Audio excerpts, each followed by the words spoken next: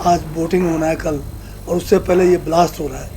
तो इसमें शक की सुइयाँ तो कहीं भी घूम सकती कि जब भी मुसीबत होती देश में, देश के प्रधानमंत्री विदेश में जाते हैं। दिल्ली धमाके पर हिमाचल सरकार के मंत्री जगत सिंह नेगी ने कहा कि देश में किसी भी स्थान पर ऐसी घटना होने के बाद सामान्य अलर्ट जारी होता है और उसी के अनुसार कार्यवाही की जा रही है।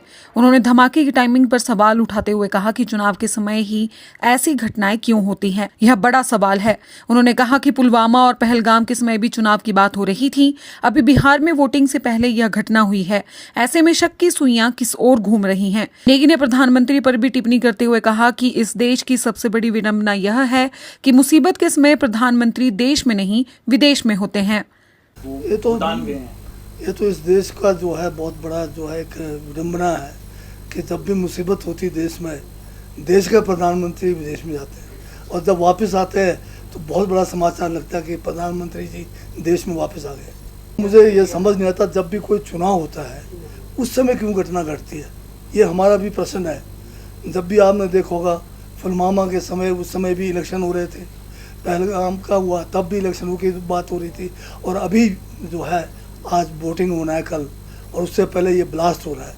तो इसमें शक की सुइयाँ तो कहीं भी घूम सकती है।